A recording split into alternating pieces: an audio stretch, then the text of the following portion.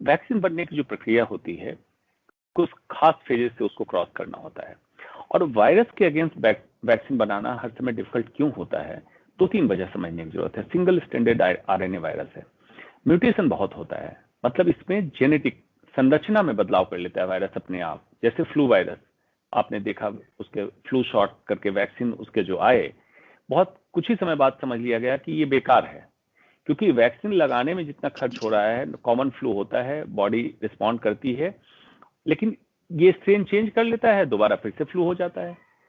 तो वायरस के against vaccine बनाने में 3-4 क्या क्या समस्या समझनी हो। पहली बात म्यूटेशन वाली। दूसरी बात कि आप कोरोना संक्रमित व्यक्ति के इलाज की बात कर रहे हैं तो किसी बीमार के इलाज की बात कर रहे हैं, लेकिन वैक्सीन की जब बात करते हैं तो एक स्वस्थ व्यक्ति की बात होती है। और मेडिकल साइंस कहीं से एक्सेप्ट नहीं करता है कि स्वस्थ व्यक्ति को कोई प्रिवेंशन के तौर पे कोई चीज दी जा रही हो, जैसे वैक्सीन, और वो बीमार हो जाए। इसको मेडिकल साइंस एक्सेप्ट नहीं कर पाता है। तो इसलिए उसको इस एडवर्स सीरियस इफेक्ट ASE के तौर पे माना जाता है, और एडवर्स सीरियस रिएक्शन ना हो इसके लिए कई फेजेस से गुजारा जाता है, जिसमें लेबोरेटरी टेस्टिंग होती है, फिर कुछ एनिमल टेस्टिंग होती है जिसमें गिनी पिग, चूहे पे जांच होती है। इस तरह जांच करके तब जाके ह्यूमन वॉलंटियर ट्रायल में फेज 3 में एंटर करता है। जब साइंटिस्ट डॉक्टर ये कन्विंस हो जाते हैं कि इसमें एडवर्स रिएक्शन नहीं है, इम्यूनिटी ठीक ठाक बना रहा है, तो इसको ह्यूमन वॉलंटियर ट्रायल में उतारते हैं। क्यों उतारते हैं उसका भी रीजन समझ लीजिए। इसलिए जरूरी है, कभी कभी लेबोरेटरी टेस्टिंग और एनिमल टेस्टिंग का रिजल्ट जब ह्यूमन वॉलंटियर ट्रायल में उतारते हैं तो अलग हो जाता है। मतलब जहां पे काम करना है, हो सकता है वहां पे बहुत अच्छा रिस्पॉन्स ना करे, तो वहां जब उतारते हैं और उसमें भी जब पास हो जाता है, पास होने के लिए क्या क्या चाहिए? एक, इम्यूनोजेनेसिटी, मतलब क्या इम्यून रिस्पॉन्स उतना करा रहा है, पहली बात। दूसरी बात, एडवर्स रिएक्शन ना हो। और तीसरी बात, परसिस्टेंस ऑफ इम्यूनिटी, मतलब जो इम्यूनिटी बनी वो कितने लंबे समय तक के लिए बरकरार रही। कि वैक्सीन देने का कोई खास पर्पस होना चाहिए। मान लीजिए एक वैक्सीन आज लगा कोरोना का, 28 दिन में इसकी बूस्टर डोज भी दे दी आपने, और इसकी इम्यूनिटी 2 महीने में खत्म हो जाए, तो फिर तो वैक्सीन नाकामयाब हो गई, 2 महीने बाद फिर से रिस्क हुआ। तो इसलिए हम मानते हैं कि कोई भी वैक्सीन एटलीस्ट 1 साल के लिए कारगर हो, तब हम इसको कारगर वैक्सीन मांगते हैं। तो कुछ कंपनी अभी फेज 3 ट्रायल में है, लेकिन इतने उत्साहित तरीके से इसको अभी एक्सेप्ट नहीं कर लेना है कि वैक्सीन आ गया तो समझ लीजिए कोरोना से अब बच गए। आपको जो एडवाइजरी हो फॉलो अभी भी करना है। Hand washing, mask and distancing अभी भी करना है। जब तक वैक्सीन का ट्रायल, ह्यूमन ट्रायल होकर और पब्लिक में लगने के बाद एक्चुअल उसका परिणाम सामने ना आए, तब तक ये मत मानिए कि कोरोना से आप बच पाएंगे। डॉक्टर अंशुमान, क्या वैक्सीन जब मार्केट में आ जाएगा, लोगों को लग जाएगा, क्या आप उसे फुल प्रूफ मानते हैं? क्या उस वैक्सीन लगने के बाद ये हम मान लेंगे कि अब ये इस बीमारी से हम मुक्त हो चुके हैं? क्योंकि अभी आपने जैसे BCG के टीके की बात की, जो टीबी प्रिवेंशन के लिए लगाया जाता है, लेकिन फिर भी हम देख रहे हैं कि हिंदुस्तान में टीबी बीमारी अभी भी है। तो क्या कोरोना को दूर करने के लिए जो वैक्सीन लगाया जाएगा वो फुल प्रूफ होगा? जैसा कि आपने BCG की बात कही, ट्यूबरकुलोसिस एक बैक्टीरिया, माइक्रोबैक्टीरियम ट्यूबरकुलोसिस से होता है। तो बैक्टीरिया है, पहले मैंने बताया, ऑर्गेनाइज स्ट्रक्चर है। और BCG काफी पुराना वैक्सीन हो चुका, जिसके परिणाम बहुत आ गए। उसके बाद भी देखिए, आपने ही बता दिया कि फिर भी आज ट्यूबरकुलोसिस हो रहा है। बचपन में BCG लग जाने के बाद ट्यूबरकुलोसिस हो रहा है।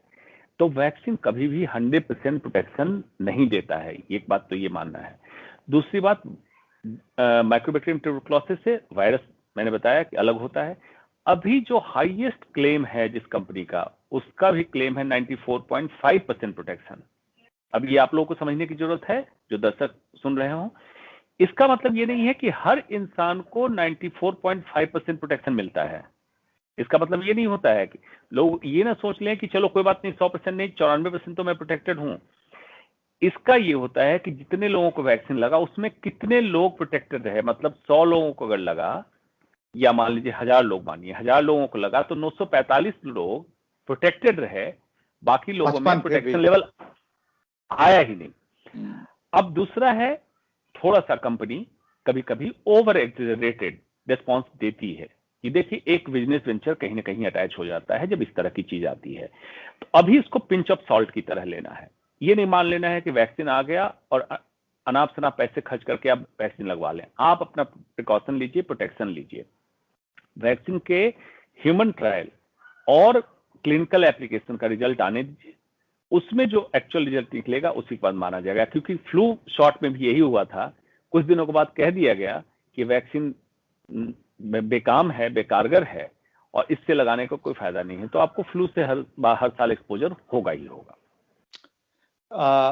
डॉक्टर साहब, आखिर में एक सवाल है कि जो आपने पूरी साइंटिफिक तरीके से बातें बताई, उसमें आईजीएम और आईजीजी या तो खुद बॉडी में डेवलप हो या वैक्सीनेशन से भी वही काम करना होता है कि आप बॉडी में आईजीएम और आईजीजी डेवलप कर देते हैं ताकि वो कोरोना से फाइट करे।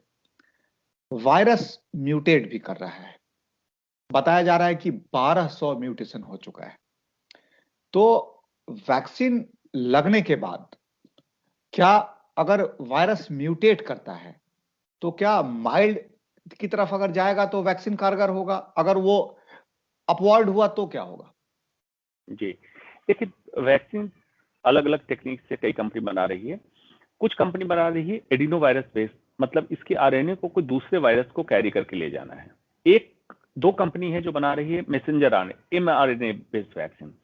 उसमें क्या किया है कि वायरस के इतने छोटे पार्टिकल को, स्पाइक्स को किसी ने पकड़ा है, किसी को एक प्रोटीन ने पकड़ा है, उसको पकड़ रहे हैं। अगर म्यूटेशन होगा भी तो एटलीस्ट इस प्रोटीन को जो एंटीबॉडी तैयार होगा डिटेक्ट करेगा कि ये वही प्रोटीन है जिसके अगेंस्ट वैक्सीन तैयार की गई है, तब तो ये कारगर रहेगा।